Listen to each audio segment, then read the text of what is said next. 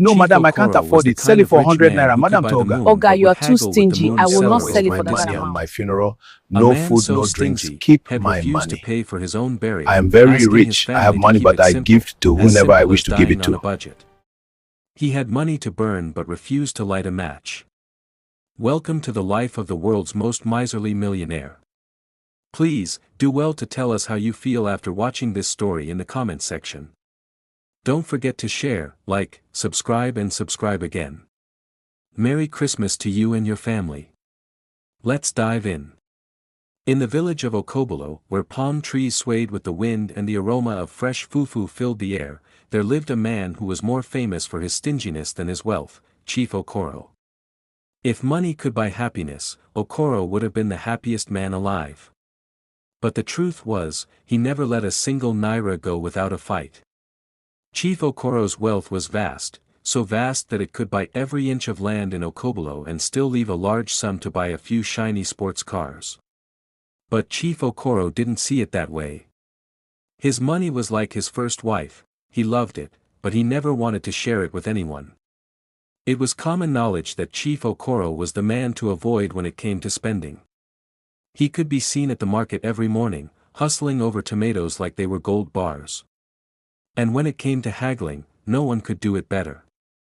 "Ah, madam, these tomatoes are too expensive," Chief Okoro would say, his wrinkled face creasing into a frown, despite the fact that the price was only 50 naira less than what was listed. Chief, nah, the same price everybody day buy mo, the market woman would protest. You think say I be fool? I no go buy like that, he would say, raising his hand as if about to strike a deal.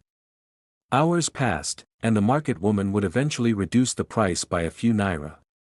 Chief Okoro would nod triumphantly, having saved just enough to boast about later.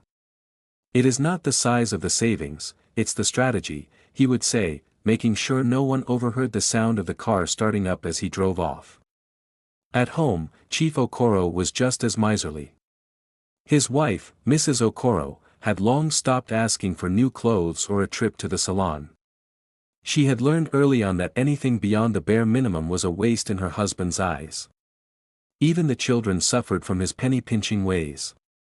When it was time for school fees, Chief Okoro would debate the price with the school management for hours, convincing them that his children were getting an education on the house, and would often skip the payment altogether, hoping to negotiate a discount. One day, Mrs. Okoro had had enough. "Chief, when will you let go of your money? These children need to go to a good school. If we don't invest in their future, what will we have left?" Chief Okoro's response was a typical one: "Do you want to sell the house and live in the market? It is not by spending money that children learn. I can teach them everything they need to know myself." He even went as far as hiring the cheapest plumber in town to fix a leak in the roof. The roof, which had been leaking for years, continued to drip with the rain, but Chief Okoro refused to pay for the repairs. "Why waste money on something that will still leak in the end?" he would say, as the water puddled at his feet. But the true irony of Chief Okoro's stinginess lay in his refusal to do anything generous for those less fortunate. When the church came around asking for alms to feed the poor, he was nowhere to be found. "It is not by giving money that God blesses you," he would say, hiding behind the walls of his mansion, counting his money. And yet, despite all of this, when there was food on the table, when there were drinks to be had, Chief Okoro was the first to take a seat. He was always the first to grab the largest portion of food, as if trying to fill the void left by the money he refused to spend. In the Okoro household, things were never quite what they seemed. The mansion, though large and imposing, was filled with an eerie stillness, like a haunted house, but instead of ghosts, it was filled with silence born of constant tension. Mrs. Okoro had long given up hope of receiving any meaningful support from her husband. The children were used to their father's strange ways. They knew that asking for anything beyond the bare essentials was like trying to extract water from a stone. But none were as familiar with Chief Okoro's eccentricities as his first son, Christian. Christian had inherited his father's sharp mind, but unlike his father, he had learned how to work the system. He had a quiet resentment growing in his heart, a resentment that would soon evolve into something far more cunning. Christian, who had been taught that money doesn't grow on trees, soon realized that his father's philosophy had a serious flaw. Chief Okoro believed that his money would somehow grow by being hoarded, but Christian could see that it only served to fuel his father's greed. It was a strange paradox. The more money his father accumulated, the less he was willing to part with it. Christian wasn't just angry anymore, he was also curious. Curiosity led to understanding, and understanding led to opportunity. Christian had his suspicions long before he confirmed them.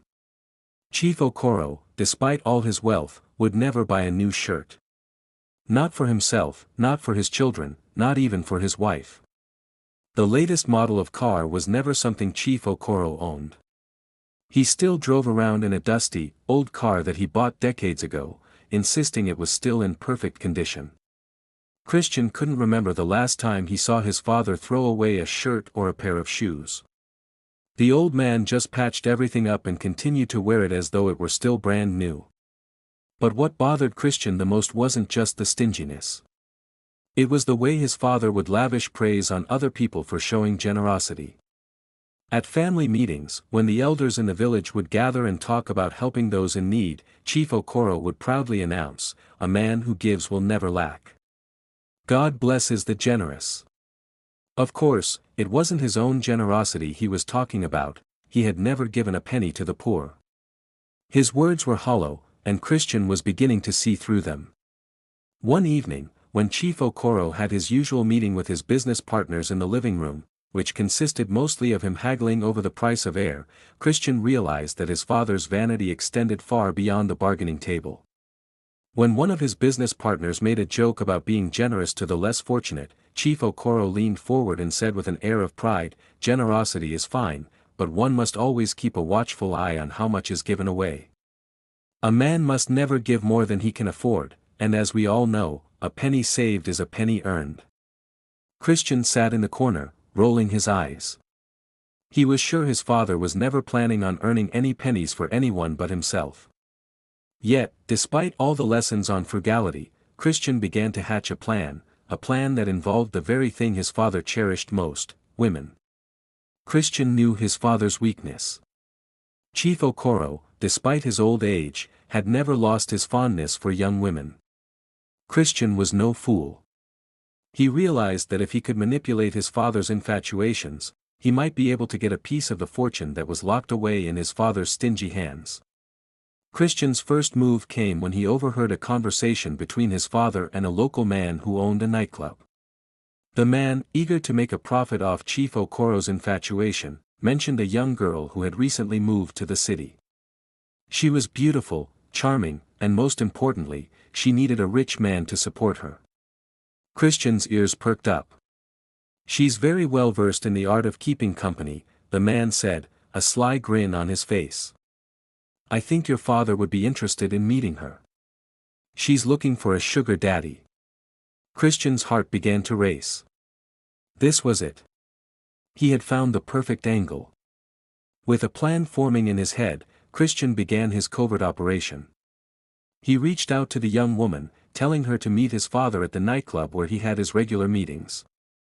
He made sure to suggest a price for her services, just enough to make his father think he was getting a good deal but not so little that it would raise suspicions. The woman was perfect for the role. She was young, attractive, and knew exactly what to say to make a man like Chief Okoro feel like a king. Christian made sure to brief her on the details, including how much to charge and how to act when she was around his father. Of course, Christian would take his own cut from the transactions, a small percentage, but enough to start taking care of his family in secret. The first meeting between Chief Okoro and the young woman was a success. Chief Okoro, in his usual oblivious manner, was so enthralled that he didn't even think to question how much money he was giving away. He handed over large sums without hesitation, all the while boasting about how he could afford anything and how a man of his means should never deny himself the pleasures of life. Christian watched with a smirk as his father handed over the cash. It was almost too easy. His father, the man who wouldn't even spend a dime on his family, was now willingly handing over thousands of naira to a stranger, just because she was young and attractive. Christian felt a sense of satisfaction, but it was short-lived. For Christian, this was just the beginning. Over the next few weeks, Christian continued his work behind the scenes, arranging more meetings, collecting his cut, and secretly paying for his younger siblings' school fees. He watched as his father's wealth continued to grow, and as Chief Okoro's infatuations became more and more absurd. It wasn't just young women now. Chief Okoro was making investments in ludicrous business ventures, trusting strangers who saw him as an easy target. But Christian wasn't just using his father's weaknesses for fun. He was slowly gathering enough money to take control of the family's future, something his father could never do because he was too focused on hoarding his wealth. In the end, Christian's strategy was simple: he'd take what his father never had the courage to give, and he'd use it to build a future for himself and his family. His father, the man who had lived a life of misery for fear of losing his money, would soon discover that it was too late to undo the damage he had done. But that, of course, was a story for another day. Christian Okoro had always been the sharpest in the family. While his father, Chief Okoro, obsessed over hoarding money as if it were a life-or-death matter, Christian had already figured out the system. He had learned early on that a penny saved wasn't just a penny earned, it was a weapon. The truth was, Christian had been biding his time, waiting for the perfect moment to strike. That moment had arrived. Chief Okoro, for all his wealth, was blind to the world around him. He had lived a life so fixated on counting every coin that he had forgotten what it meant to truly live. His obsession with money and the endless pursuit of holding onto it had turned him into a self-imposed prisoner. His life was more about guarding his wealth than enjoying it, and Christian had seen the cracks in his father's armor long before anyone else did. Christian wasn't your average son. He had a plan. A clever, devious, yet utterly brilliant plan that would slowly unravel the layers of his father's stubborn stinginess. If his father wouldn't willingly part with a single naira to help his family, then Christian would find a way to take it, piece by piece. Christian knew his father's weakness. Chief Okoro had an undeniable weakness for young women. It was no secret. The old man would act as if he had no interest in anything other than his money, but Christian had witnessed enough business meetings with young women in the living room to know that his father wasn't as immune to temptation as he pretended to be. It all started one evening when Christian overheard his father talking to his friend, Obi, who ran the local nightclub in Okobolo. Chief Okoro, of course, wasn't there for the music or the ambience, he was there for the company of the young women who frequented the place. Obi, ever the opportunist, had already spotted Chief Okoro's weakness and was eager to make a profit off him. "She's perfect for you, Chief," Obi said with a sly grin. "She'll be good for your needs." Chief Okoro leaned in, his eyes lighting up. "How much?" Obi chuckled, just enough to keep things discreet. "You know how it is, Chief. You pay, and she'll give you everything you need. A little money goes a long way with someone like her." Christian, standing just outside the door, smiled to himself. This was his moment. He had overheard enough to know that his father's infatuation with women could be turned into a business opportunity. Christian could make money off his father's indulgence without his father even realizing it. Over the next few days, Christian put his plan into action. He knew that his father had no real sense of how much money was too much to give away. It was all about the little details. Christian set out to find the perfect young woman, someone who would be willing to play the part and collect money from his father without raising suspicion. She had to be attractive, but also a bit naive, someone who wouldn't know she was being played. He found her in Aisha, a local woman who had recently moved to Okobolo. Aisha was young, beautiful, and most importantly, she was smart enough to understand the game Christian was playing. He approached her one afternoon at the village market. "I have a proposition for you," Christian said, lowering his voice. "You can make a lot of money if you're willing to do a little work for me." Aisha raised an eyebrow, intrigued. "What kind of work?" Christian smirked. "You'll be spending time with my father. He's generous. He'll tell you how much to ask for, and he'll take my cut. But don't worry about him. He'll think it's his idea to give you money. Just make him think it's his decision. Aisha, though slightly hesitant, was no fool. She knew Christian's father was wealthy, and the thought of making easy money without much effort was too tempting to pass up. How much are we talking? She asked. Christian leaned closer, 5,000 naira for each visit. I'll collect half. You get the rest. Aisha agreed, and so the plot began. The first meeting between Aisha and Chief Okoro took place at the local nightclub, just as Christian had planned. Christian watched from a distance as his father, in his usual manner, tried to act nonchalant about his intentions.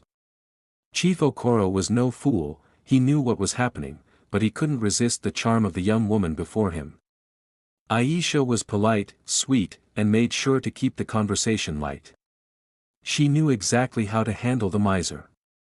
So, Chief, I hear you're quite a successful man. Tell me, what's your secret? Aisha asked, her voice soft and alluring. Chief Okoro puffed his chest. Well, my dear, it's simple really. A man who doesn't spend his money carelessly is a rich man. I've spent my entire life accumulating wealth by never giving anything away.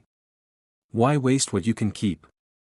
Aisha nodded thoughtfully, though inside she was already calculating how much money she could extract from him. As they sat and talked, Christian couldn't help but smirk. From his vantage point, he could see the twinkle in his father's eyes as he became more and more enthralled by Aisha's charm. It didn't take long before Chief Okoro had slipped a large sum of money into her hand, believing that he was doing something generous. Christian, the puppet master, was pulling all the strings behind the scenes. He had set the price, he was taking his cut, and now he was reaping the rewards. Over the next few weeks, the pattern repeated itself. Aisha would meet Chief Okoro, charm him, and leave with her fee. Christian collected his share each time, growing wealthier by the day. The old man never suspected a thing. In fact, he often bragged to his friends about his generosity toward the young woman, unaware that he was simply feeding into his son's scheme. Christian had become a silent partner in his father's indulgence. It wasn't just the money that motivated him, it was the satisfaction of watching his father, the man who had denied him and his siblings so much, part with his wealth in the most ridiculous ways. The man who had once argued with the school over a few naira for school fees was now happily handing out thousands to a woman he had just met. The more Christian watched, the more he realized that his father was his biggest asset. Chief Okoro, despite his wealth, was a prisoner of his own desires. Christian had tapped into that weakness and was now controlling the flow of money without his father even knowing it. But Christian wasn't finished yet. He had bigger plans, and he wasn't about to stop until he had everything he wanted. His father's stinginess had finally given him the leverage he needed. The battle for Chief Okoro's wealth had just begun. The night had fallen quietly over Okobolo, but inside the Okoro mansion, the usual hum of the air conditioner was interrupted by the unsettling sound of footsteps, too many to ignore. Chief Okoro was sitting in his grand living room, which, despite its opulence, felt cold and lifeless. His obsession with wealth and his refusal to spend a single naira had driven a wedge between him and the warmth of human connection. He sat there, his eyes glued to his beloved wall of family portraits, each frame a reminder of the life he had worked so hard to build and hoard. Suddenly, the door creaked open, and in the dim light of the mansion's hallway, two masked figures slipped into the room, carrying what seemed like an aura of danger. They moved with swift precision, the kind of quiet efficiency that comes from practice. "Good evening, Chief Okoro," one of the robbers said, his voice muffled by the mask. Chief Okoro, accustomed to the comforts of wealth but not the realities of danger, barely flinched. "Who are you? What do you want? Get out of my house," he demanded, though his voice was more annoyed than fearful. Chief Okoro's usual arrogance masked the fear slowly creeping into his chest. The second robber stepped forward, his face tight with determination. "We've come for your money, Chief," he said in a low, threatening tone. You have two options: give us what we want, or we take it with a little more force. Chief Okoro squinted, his mind working at top speed. What kind of man comes into my home like this? He thought, a growing sense of disbelief washing over him. Then, suddenly, a thought hit him, a flicker of his usual miserly logic. Why give them any of my money? With a sharp, defiant cough, Chief Okoro stood up, planting his feet firmly as if he were about to give a lecture. Listen here, young man. I'm not one to hand out my wealth so easily. You can take my life, but you will not have a single naira of my money. The robbers exchanged puzzled glances. They were clearly expecting a different kind of response, perhaps fear, perhaps submission, but not defiance. They took a step closer. Chief Okoro's lips curled into a tight, self-righteous smile. Take my life if you must. But leave my wealth untouched. It's all I have left. I'll die with it. It's my legacy. The robbers, momentarily stumped by his words, knew they needed to act fast. They moved quickly, shoving Chief Okoro aside as they made their way toward the master bedroom, where his wealth was rumored to be hidden. Chief Okoro, still clinging to his ridiculous pride, watched in disbelief as the robbers trampled through his home, his only possessions, the money, the land deeds, the shares, suddenly within the reach of strangers. But Chief Okoro had no idea how right he was. His wealth had always been his obsession, and now it was in the hands of others. The robbers barged into the bedroom, their hands rummaging through drawers, beneath the bed, in closets, until one of them found it. A massive duffel bag, bulging with the kind of money that would make any banker's eyes widen. Stacks of crisp, untouched banknotes, neatly organized and hidden behind false walls in the room, where only Chief Okoro knew the secret locations. The robbers smiled in unison, the thrill of victory dancing in their eyes. Now we're talking, one of them said as he yanked the bag off the floor. Meanwhile, Chief Okoro, still in the living room, fumed silently. It wasn't the robbers that made him anxious, it was the thought of losing his money. How could they do this to me? He thought, even as his life hung in the balance. He had made it through decades of wealth, yet here he was, losing it all over the course of a few minutes, all because of his refusal to part with anything. Take my life. But leave my money. He shouted again, as if repeating it would change the situation. The robbers, now carrying the duffel bag full of cash, ignored him completely. By the time they left the mansion, Chief Okoro was left standing alone in the cold, empty living room, surrounded by the silence that had once felt so familiar to him. His precious money was gone, his wealth, his pride, his legacy, all taken in the blink of an eye. That night, as the robbers sped away, Chief Okoro didn't sleep. His thoughts raced. His health, which had always been frail, took a turn for the worse. The physical toll of the robbery, the shock, the frustration, the realization that his wealth was gone, was too much for him to bear. The following morning, when Mrs. Okoro came to check on him, she found her husband lying in bed, drenched in sweat and shaking uncontrollably. His mind raced with thoughts of his lost fortune, but his body, ravaged by stress and age, could barely move. They've taken it. They've taken everything. He muttered over and over, his voice thick with a mixture of disbelief and regret. Mrs. Okoro, who had long since given up on expecting any show of compassion from her husband, sighed deeply. She knew Chief Okoro's pride better than anyone.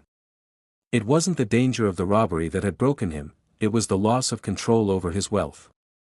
As days passed, Chief Okoro's health declined rapidly. The doctor was called in, but whenever a bill was presented for treatment, Chief Okoro would balk, grumble, and argue the price, demanding discounts as if he were still haggling over tomatoes at the market. No, no, no. I'm not paying this much for treatment. Find a cheaper doctor, or I'll just handle it myself, he snapped one day, when the hospital staff handed him a bill that seemed too high for his liking. It was all too much. Chief Okoro, the richest and stingiest man in the village, had been brought to his knees by the very thing he had tried to protect, his money. But now, it seemed as though even that was slipping through his fingers. Yet, in his final act of misery, Chief Okoro made one last desperate request. "I want the cheapest coffin. No frills, no fancy stuff. Just get me something that will do the job," he said to his wife, his voice barely a whisper. "And do not spend a single penny on food or drinks for my burial. No feasts, no celebrations. Let it be simple. As simple as I've always been." It was as though his entire life had wealth in the next chapter. After Chief Okoro's death, the Okoro household was consumed with an unsettling quiet. The stingy patriarch had finally passed away, leaving behind an empire built on frugality and hoarding. His funeral was exactly as he had requested, simple, almost miserly in its execution. There was no grand feast, no lavish ceremony, just a small gathering of family members and close friends, each of them silently wondering what would become of Chief Okoro's vast fortune. Christian, the eldest son, had followed his father's wishes to the letter. He had refrained from spending a single naira on the burial. No food, no drinks, no flowers. Just a coffin, cheap as promised, and a quiet ceremony that barely made a ripple in the village. Yet, in the midst of all the silence, something felt amiss. There was no sense of relief, no celebration of the end of an era. Instead, Christian felt an eerie sense of foreboding. His father had been so secretive about his wealth, so obsessed with it, even in death, that Christian couldn't help but wonder if there was more to the story. As the days passed, Christian and his siblings continued with their daily lives, mourning their father's passing in their own way. But there was a nagging thought in Christian's mind. He had lived under his father's roof for so long, and he knew that Chief Okoro's stinginess had reached far beyond the confines of his interactions with his family. He had to be hiding something. Christian decided it was time to act. He knew that his father had always kept everything locked away, even from his own wife. His private room was a sacred space, a place where no one dared to enter. But now, with Chief Okoro gone, Christian saw an opportunity.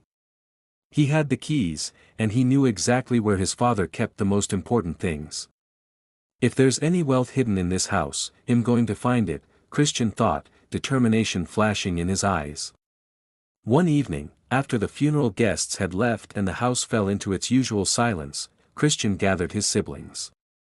"We're going in," he announced, his voice steady. "We're going to find out what our father was really hiding from us." The younger siblings looked at him, hesitant but curious. "Are you sure we should do this?" His younger sister, Esther, asked. "What if it's just some old papers or useless junk?" Christian shook his head, his mind already racing. "You never know. We've spent years living in the shadows of his wealth, and he never let us in on the truth. It's time to know what we're really dealing with." With that, Christian led the way to his father's private room, the room that had been off limits for as long as they could remember.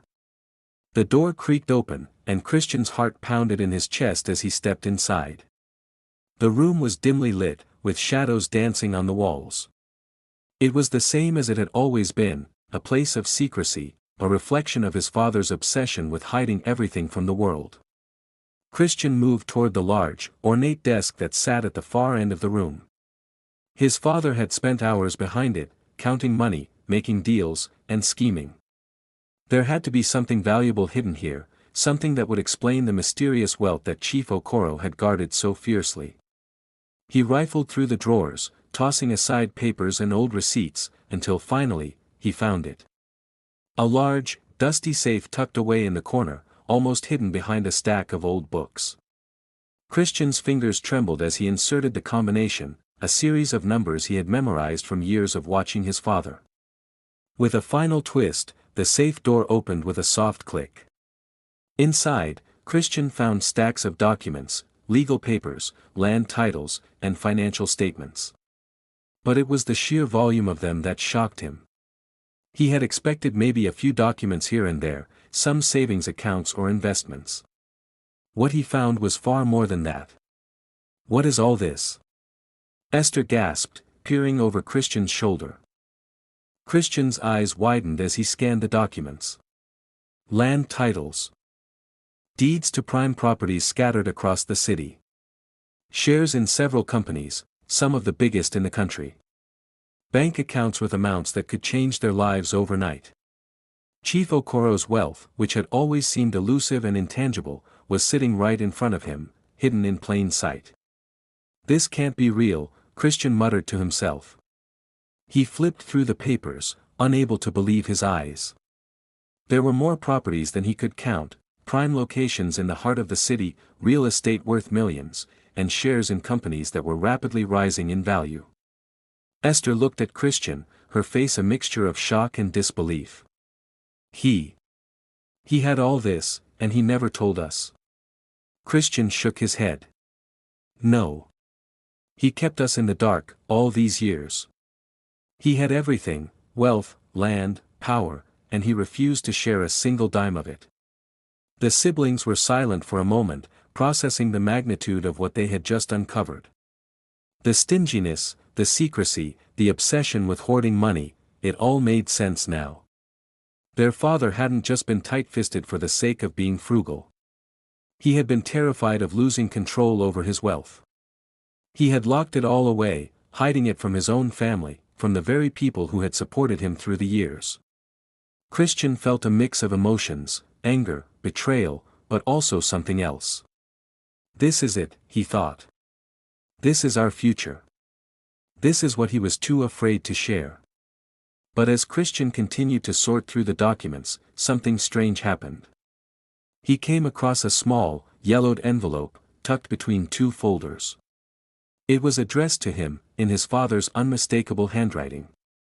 Opening the envelope, Christian found a letter, written in his father's precise, methodical script. Christian, the letter began, if you are reading this, then I am gone. I know I have not been the father you deserved, and for that, I am sorry. I was consumed by my fear of losing everything I had worked for. I spent so many years hoarding wealth that I forgot what truly matters, family, love, and generosity. I hope that, in my absence, you will use this wealth wisely. Do not follow in my footsteps. Do not become a prisoner to your own fear. Live, love, and give. It is the only way to truly have wealth. Christian folded the letter, a lump forming in his throat. It was the first time he had ever seen his father express regret. For all the years of stinginess, for all the years of controlling everything, there was a moment of vulnerability. Chief Okoro, the man who had refused to share even a single naira with his family, had left behind a legacy of wealth, yes, but also a message to his son. Christian stood there for a moment, staring at the papers, the land titles, the money. But as he did, he realized that his father had given him more than just wealth. He had given him a choice. A choice to change the way things had always been. Well, do things differently, Christian said quietly, more to himself than anyone else. Well, build something real. Something that lasts. As Christian looked at the wealth spread out before him, he knew that his life had just changed. But it was more than just the money, it was the lesson. The lesson that money, while powerful, was never worth the price of family, love, and living life to its fullest. And as he turned to his siblings, a sense of determination washed over him. It was time to move on. To break free from the chains of stinginess that had bound their family for so long. It was time to honor their father's legacy, but in their own way. Christian smiled, the weight of the moment sinking in. Let's make sure this money does some good. Please, encourage us by subscribing to this channel and don't forget to tell us how you feel in the comment section. Thank you so much as you share, like and subscribe to this channel.